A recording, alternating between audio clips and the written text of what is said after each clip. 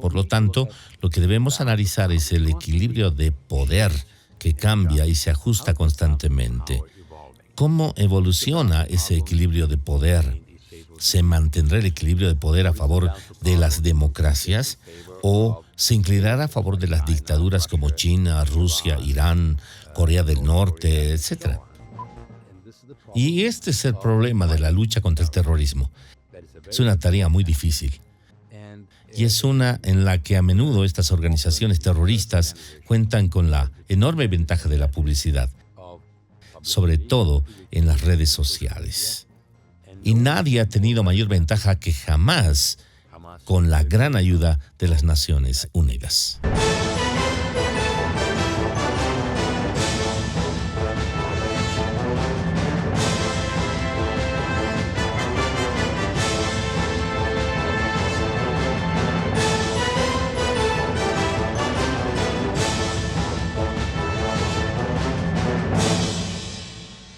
Soy Pocho Salcedo, bienvenidos a nuestros televidentes y estaciones de televisión a lo largo de América Latina y a quienes nos acompañan de costa a costa en los Estados Unidos continental y en Hawái a través de transmisiones abiertas y sistemas de cable.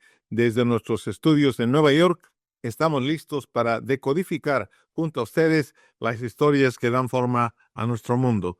Estas no son solo las noticias, este es el ADN de las noticias.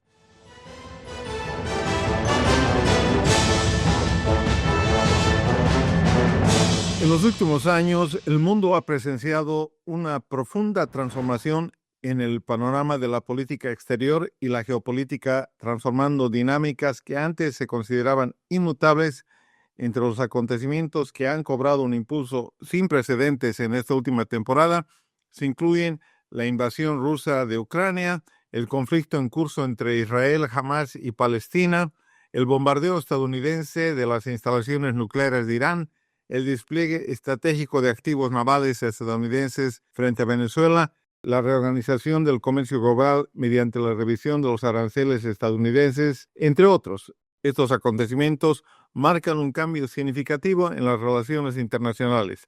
Para esclarecer las razones, los mecanismos que impulsan este panorama en constante evolución y la interconexión entre ellos, nos complace dar la bienvenida a un experto de talla mundial. Él es muy conocido en el mundo de las relaciones internacionales y nos explicará el significado de estos acontecimientos y por qué se están produciendo ahora. El profesor Aurel Braun está con nosotros. Muchas gracias.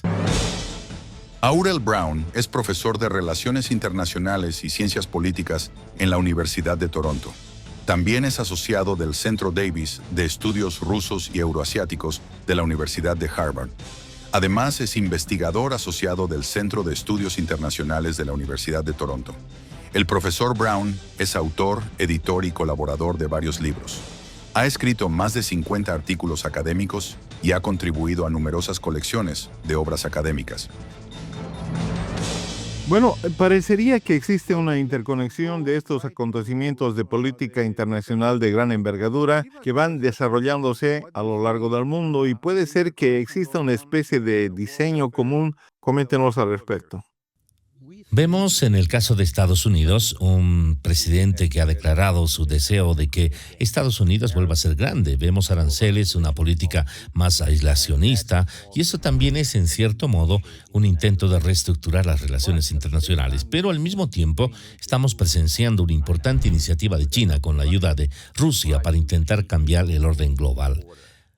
Y eso también es profundamente significativo. Por lo tanto, no se trata de una conspiración, sino interconectividad. Y estos factores más amplios son los que establecen los parámetros que de alguna manera proporcionan un contexto para todas las disputas regionales y de otro tipo.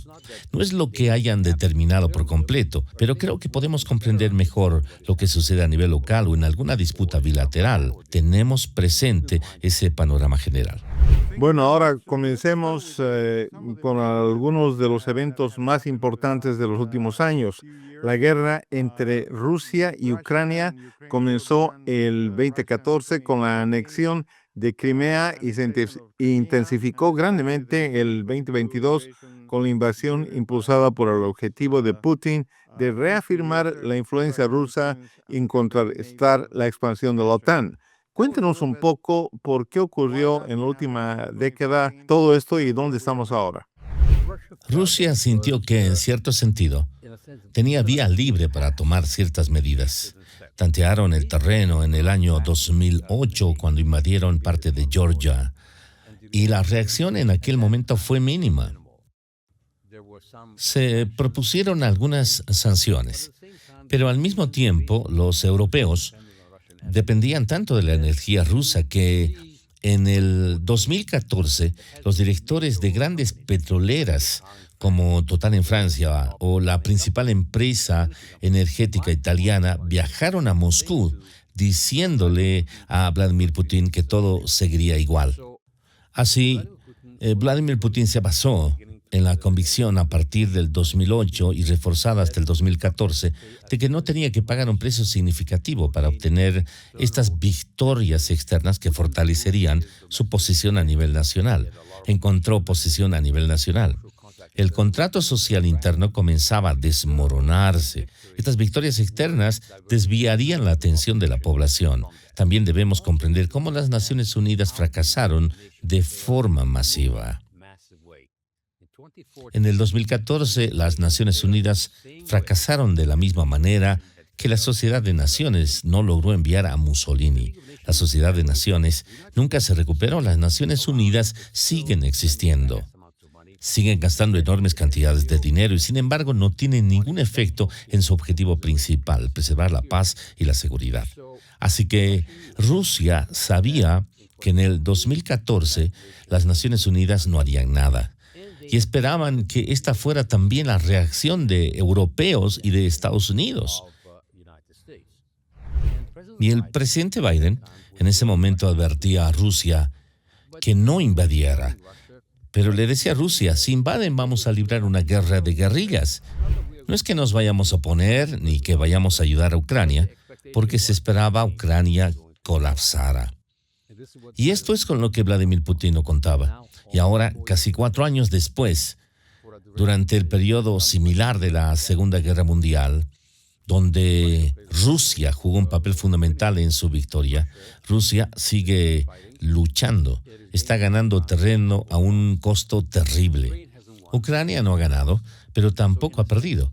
Así que en cierto sentido se produce un estancamiento muy sangriento con enormes pérdidas para ambos bandos, tremendos errores de cálculo, un fracaso del sistema internacional y luego aparece Trump, quien infunde aún más esperanza a Vladimir Putin de que de alguna manera Estados Unidos, al seguir una política de aislacionismo, abandonará a Ucrania. Pero dado los reveses militares de Rusia y la dependencia de Ucrania del apoyo occidental, ¿cuál es el desenlace más probable del conflicto en el próximo año? Las conversaciones de paz están estancadas por ahora.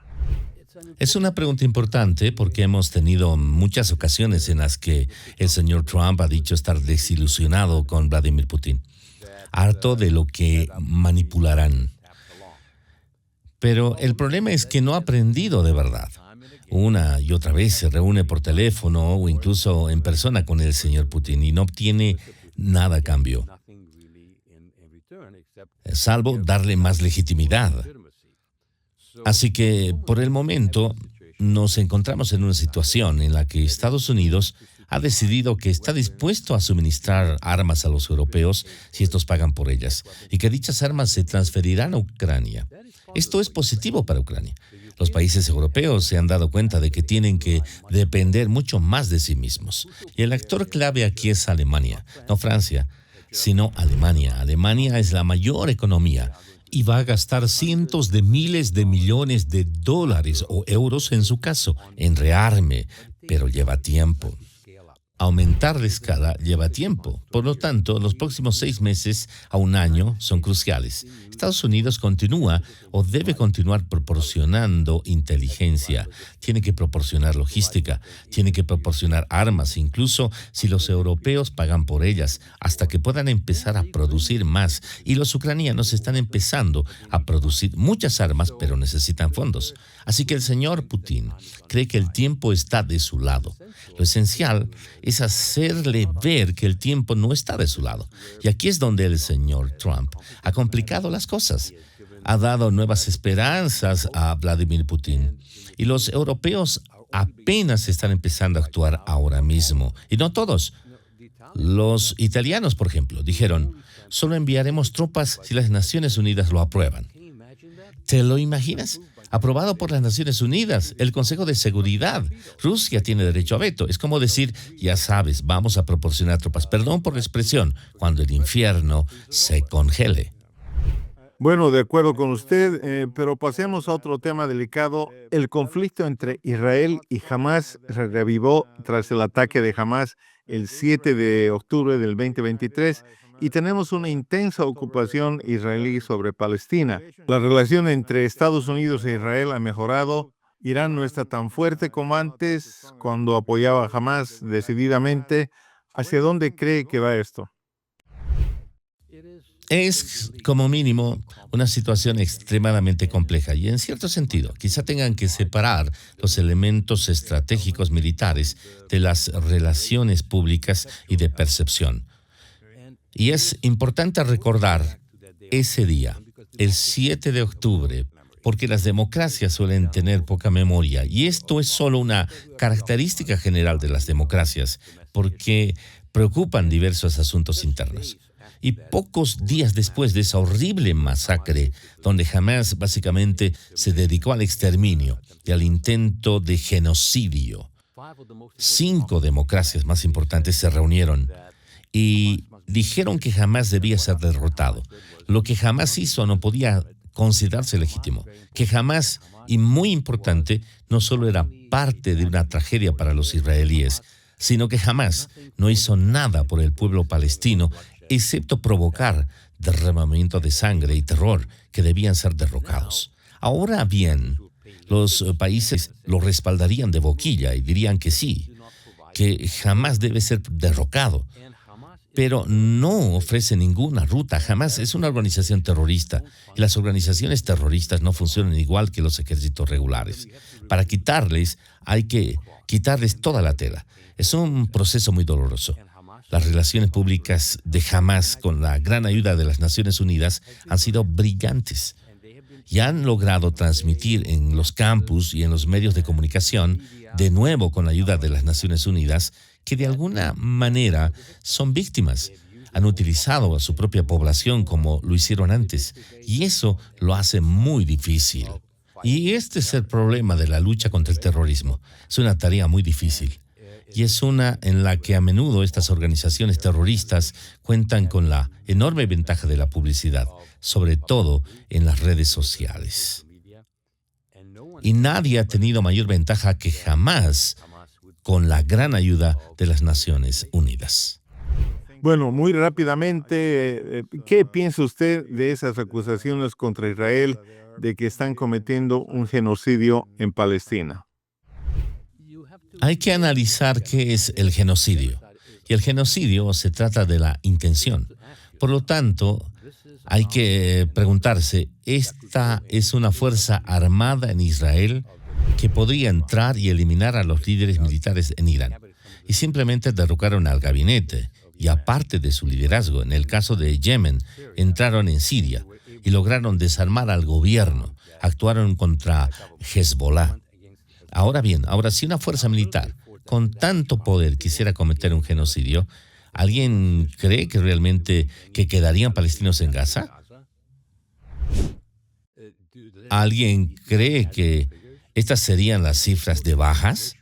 Al examinar con detenimiento la proporción de civiles y militantes, dicha proporción, según estudios serios, es una de las más bajas en la guerra.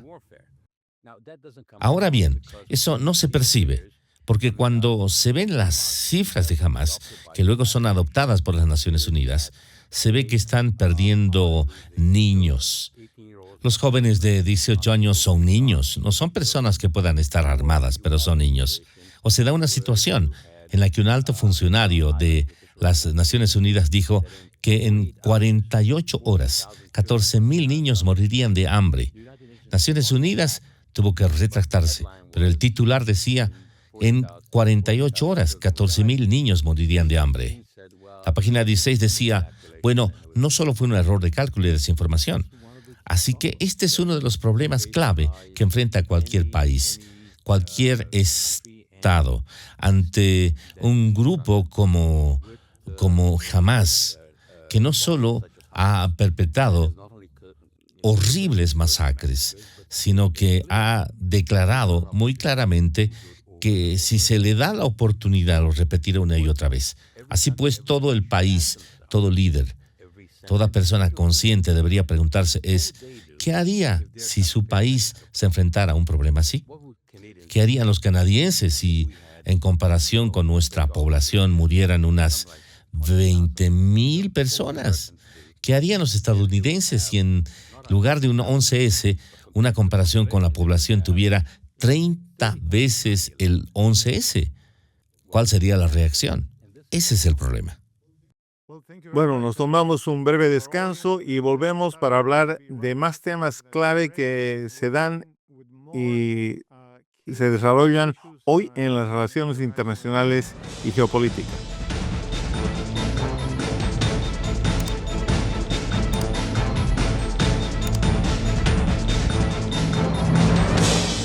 Es una oportunidad por lo que otros han luchado y muerto. Es un derecho que muchos no tuvieron en el pasado. Es una oportunidad para que su voz sea escuchada. Para hacer lo correcto y marcar una diferencia. Cuando lo citen, por favor responda al llamado. Porque sin usted, has the jury reached a verdict? No hay justicia. Muy bien, regresamos entonces y estamos de vuelta con el profesor Aurel Braun de Toronto, Canadá. Le preguntamos qué piensa tras los llamados ataques de medianoche. El programa nuclear de Irán se vio frenado, pero no destruido. ¿Cuál es el probable resultado que podemos esperar en los próximos meses o años con respecto a Irán y su programa nuclear? Existen diversas corrientes de pensamiento que varían desde daños que podrían durar varios meses hasta varios años o incluso más. En resumen, no lo sabemos con absoluta certeza. Pero, considerando el contexto más amplio, lo que sí entendemos es que el régimen iraní, principal apoyo al terrorismo en todo el mundo, no solo en Oriente Medio, sino también en partes de Latinoamérica, el régimen iraní se sentía extremadamente seguro. Contaba con todo tipo de aliados, ya fuera Hezbollah, Hamas o los Houthis. Contaban con sistemas de defensa muy sofisticados de Rusia, por lo que compraron el S-300. Y entonces lo que quedó demostrado fue que Irán, el régimen, es vulnerable, que el arma nuclear, el programa que llevaban a cabo no tenía fines médicos, sino que en efecto pretendía adquirir armas nucleares y no pudieron defenderlo. Fue completamente destruido, como afirma el presidente Trump. Probablemente sea dudoso. Sufrió daños muy graves. Parece, según los israelíes y muchos otros servicios de inteligencia, que sí. Pero el elemento principal de esto es el impacto que tendrá en el régimen a largo plazo, ya que se trata de su credibilidad. Un régimen que se autoproclama omnisciente por su fanatismo y por afirmar que hacía la obra de Dios, que se autoproclamaba omnipotente, demostró ser extremadamente vulnerable. En el caso de la dictadura, la vulnerabilidad y muy desestabilizadora a largo plazo. Muchas gracias. En 2025, los aranceles estadounidenses alcanzaron incrementos históricos, lo que interrumpe el suministro normal global y aumenta la inflación. ¿Cuál cree que será su impacto en los mercados globales en las relaciones internacionales en los próximos años. Analicemos de nuevo el panorama general. Dado que Donald Trump llegó a la conclusión de que se estaban aprovechando de Estados Unidos y de que China estaba en ascenso, debía restablecer el equilibrio estratégico. Estados Unidos necesita ser más fuerte. Necesitaba mejorar su comercio, producir y fabricar más a nivel nacional. Así que por ahora concedamosle el beneficio de la duda. Porque de hecho China, con la iniciativa de la Franja y la Ruta, no es una iniciativa completamente pacífica. Es muy agresivo. El señor Xi Jinping tuvo sus propios planes. Pero incluso si se atribuyen las mejores intenciones a Estados Unidos, la ejecución ha sido absolutamente terrible. La ejecución ha sido a menudo gobernada por los caprichos del señor Trump, por sus relaciones personales. Pero si tenía una buena o mala relación con algún líder en particular y utilizó los aranceles como instrumento contundente en lugar de como un instrumento quirúrgico para decir reequilibremos el comercio, logremos que Estados Unidos pueda fabricar más. Pero si eres una superpotencia, también tienes que ser capaz de fabricar cosas como buques de guerra, tanques y computadoras, ya que no puedes depender únicamente de una cadena de suministro lejana. Pero lleva tiempo. Y usando un arma contundente, a menudo atacaba a amigos cercanos, ya fuera en México, Canadá o India.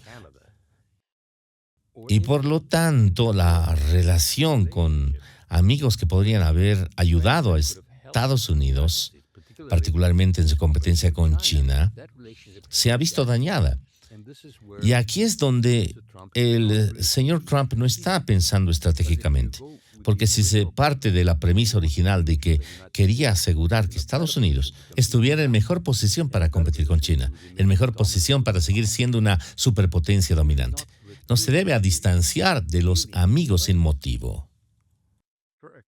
Correcto, pero eso ha sucedido y como vimos recientemente en China, Xi Jinping recibió al primer ministro de la India, a Vladimir Putin, líder supremo de Corea del Norte también estuvo presente. Así que es casi como si él hubiera creado esa respuesta para China. China iba a competir de todos modos porque el liderazgo chino es un país comunista, no debemos olvidarlo, y tiene planes para Taiwán y quiere dominar la zona. Y están intentando controlar la exploración en el mar de China meridional. Por eso tuvieron disputas con Vietnam y Filipinas. Pero estas disputas con Donald Trump se han acentuado. Y países como India, que no tienen una relación natural con China, tienen importantes disputas fronterizas. China se ha apoderado del territorio indio, equivalente al doble de tamaño de Bélgica en los últimos años. Y esas disputas fronterizas no se resuelven. De hecho, cuando el señor Modi estuvo en China, Xi Jinping dijo, mantengamos buenas relaciones y no las dejemos en manos de disputas fronterizas. Y el señor Modi respondió, un momento, estas disputas son muy importantes. Así que se puede ver que esta no es una alianza natural. Pero el señor Trump, en cierto sentido, al imponer aranceles del 50% a la India, al afirmar que él fue quien resolvió este breve conflicto entre Pakistán e India, humillando al líder indio, eso le distanció. Por eso, como ven en la Organización Cooperativa de Shanghái, la participación de Modi ojalá no dure, porque India es la mayor democracia y sus objetivos no son realmente compatibles con los de China, Irán, Rusia ni Corea del Norte, que son dictaduras. Por eso, estos países quieren cambiar el orden mundial para que, en cierto sentido, sea a prueba de Estados Unidos. Pero, en realidad, lo que quieren es que el orden mundial sea a prueba de democracia.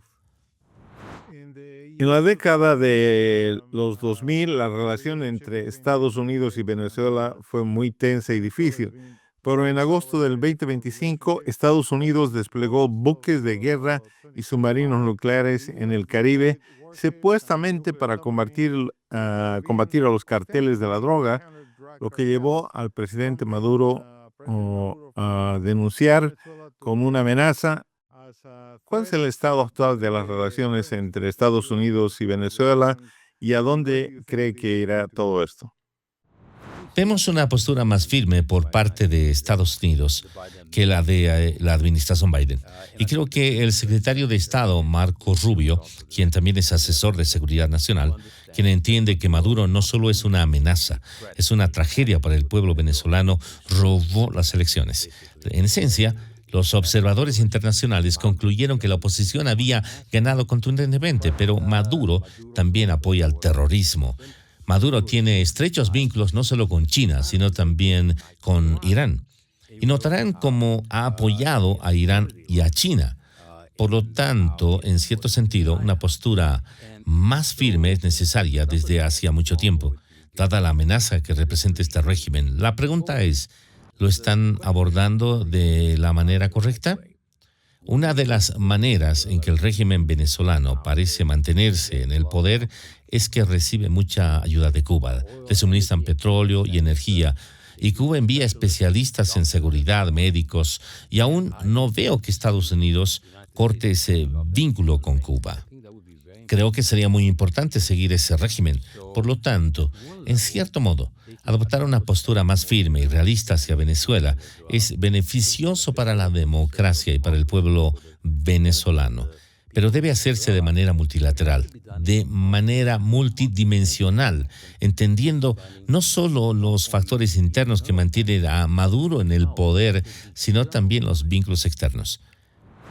Dinero de China, especialistas, ayuda de seguridad de Cuba y la conexión cubana son especialmente algo en lo que Estados Unidos debería centrarse. Para quienes siguen las relaciones internacionales, la política exterior, ¿cuáles son los elementos clave a los que debemos prestar atención para comprender en qué dirección vamos en los asuntos mundiales y en toda esta interconectividad de la cual habla? Hace cientos de años, Hugo Grocio, quien escribió sobre el derecho internacional y cómo el Estado de Derecho debía reemplazar al imperio de poder. Abrigaba una enorme esperanza, era una aspiración verdaderamente noble y también hubo intentos de lograrlo. Y para un sistema anárquico se trata de un equilibrio de poder. Por lo tanto, lo que debemos analizar es el equilibrio de poder que cambia y se ajusta constantemente. ¿Cómo evoluciona ese equilibrio de poder? ¿Se mantendrá el equilibrio de poder a favor de las democracias o se inclinará a favor de las dictaduras como China, Rusia, Irán, Corea del Norte, etcétera? Y esta es la competencia clave. Muchas gracias. Gracias por invitarme.